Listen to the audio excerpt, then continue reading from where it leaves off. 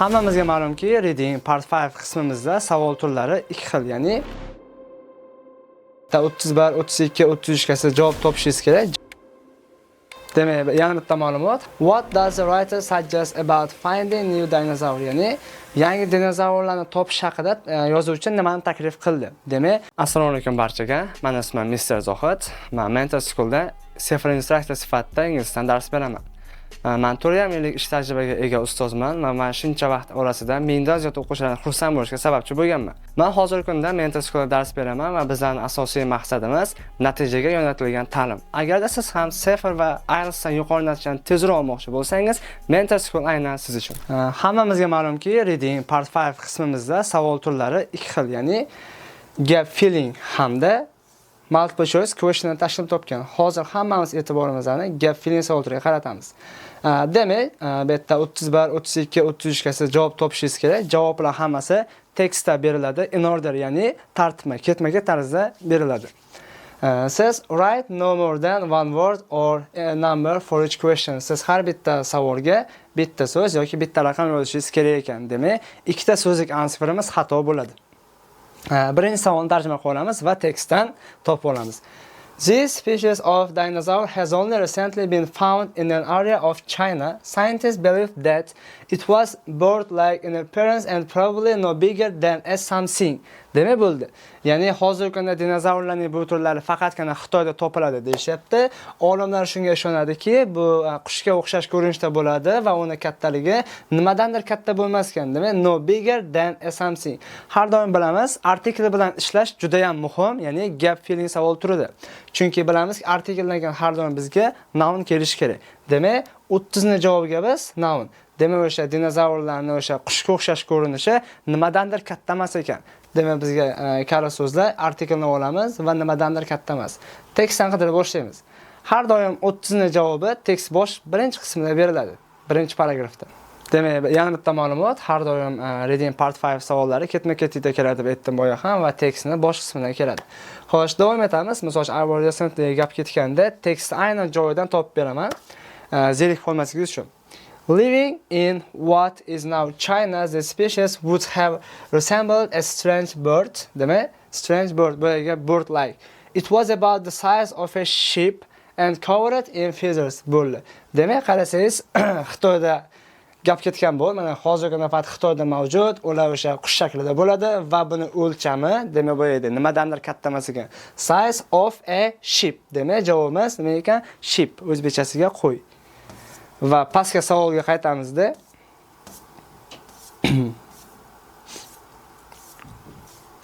Demak, mana qarasangiz, hozirgi kunda bu dinozavr turlari faqatgina Xitoyda topiladi. Tekstda ham Xitoy berilgan.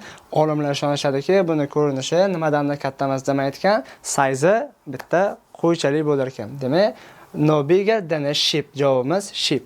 Keyin esa demak 31 ga o'tamiz. It's thought to have eaten something. Demak, bunga ham ot qo'yishimiz kerak. Ular aytib o'lishadiki, ular nimalar yeydi. Davom etamiz. Boya qolgan joyimizdan past qismida kelaveradi. Xo'sh, demak, mana ayta qoldik. With a sharp beak that probably used to crack open shellfish bo'ldi. Demak, va ularda sharp beaklar deyapti, asosan foydalanadi. O'zidan crack open degani boya pastda savolga sinonim qo'yamizda, ya'ni asosan javobimiz shellfishni javob qilib olamiz. Va qarasangiz ham hammasi javoblar ketma-ket tarzda kelyapti. Va savolga qaytaman, qaytadan tushuntirish uchun ko'pchilik tushunmay qolgan bo'lishi mumkin.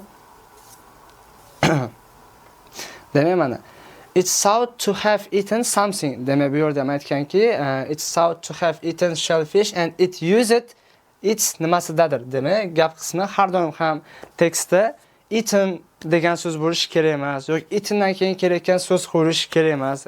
Tekstda e'tibor bergan bo'lsangiz, it's used to qilganda keyin shellfish qilgan. Demak, lekimiz javobimiz it's thought to have eaten shellfishni 31 ga javob qilib olamiz.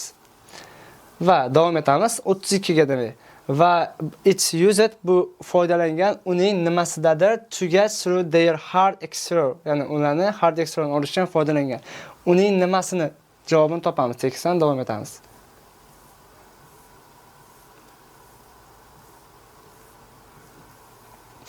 Xo'sh, demak, bu yerda shellfishda qoldi demak. Va qarasangiz, aytayaptiki of a fish with a sharp beak and this probably used to crack open shellfish. It was given the formal scientific name deyilgan. Va bu yoqqa qarasangiz, bu yerda bizning javobimiz it's used, it's nimasida uni beak. Javobimiz beak bo'lar ekan. Va 32 na javobi it's big to get through their heart extra shaklda bo'ladi. Va qolgan javoblarni ham xuddi shu shaklda topasizlar. Bu sizlarga qisqacha ma'lumot. Yana qaytarib o'taman. Javoblar har doim one word yoki bitta raqamdan bo'lishi kerak. Har doim readingni boshlashdan oldin, tekstni yoki javobni topishdan oldin bu qismga e'tibor qarating. Bu sizga instruction, two word bo'lishi mumkin, three word bo'lishi mumkin, bekorga berilmaydi. Lekin bu savol turimizda biz faqatgina dinozavrlar haqida savollar berilgan va bunga siz bitta so'z qo'yishingiz kerak ekan.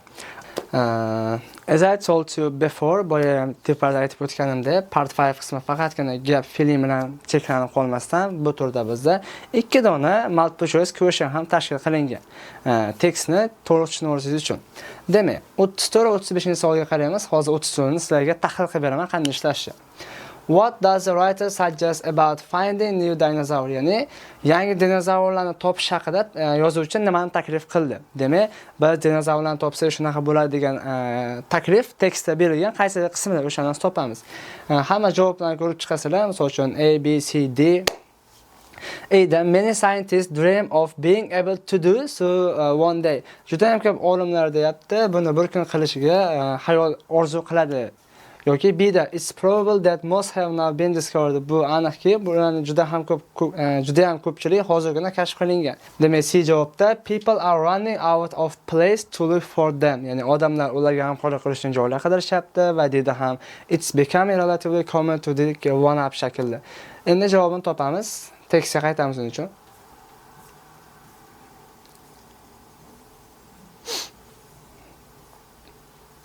Xo'sh, bu qismdan bizda faqat gap feeling savollar topildi va endi 2 o'tib boshlaymiz.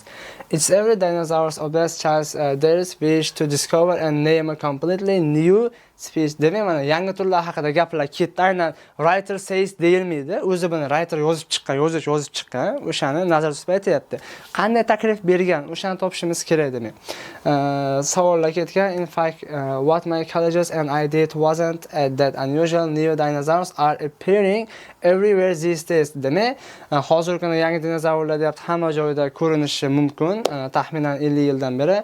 And this pace shows no signs of slowing as different areas continue to open up to fossil hunters and a fresh generation of scientists comes of age bo'ldi demak.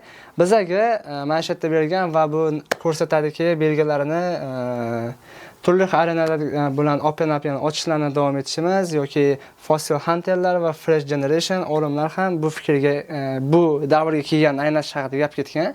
Open up shaklda dumaloqqa olib, buni siz keyword qo'ysangiz bo'ladi. Va tekstga qaytamiz, savolga qaytamiz, sorry. Xo'sh, o'z guvohi bo'ldingiz. Juda ham ko'p olimlar bir kun buni qilishini orzu qiladi degan javob yo'q. O'zi multiple choice ni topishning eng zo'r variant xato variantdan chiqarib tashlash. Birinchi o'rinda bu haqida gap ketgan yo'q, chiqarib tashlaymiz. Ikkinchisida demak, hozirgi kunda ularni hamma joyda kashf qilish mumkin yo'q. Ular hamma joyda mavjud, lekin kashf qilish haqida gap ketgan yo'q. Yoki C'da odamlar ular uchun yangi joy qidiryapti. Umuman odamlar ular uchun g'amxo'rlik qilyaptimi, qidiryaptimi gap ketgan yo'q. Faqatgina to'g'ri javob endi bizga nima ekan? D javobni qilib olaylik. Open up, ya'ni it's becoming relatively common to dig one up shaklda bo'ladi. Va 35-savolni ham xuddi shu shaklda ko'rib borasizlar. Hammangizga kattakon rahmat. Bugungi darsimiz o'z nihoyasiga yetdi va umid qilamanki, siz Reading Part 5 qismida juda ham ko'p bilmagan narsalarni bilib oldingiz va bundan-da qiziqarli kontentlar oldinda. Videomiz yoqgan bo'lsa va foydali bo'lsa, like bosib, bizga obuna bo'lishni unutmang. Salomat bo'ling.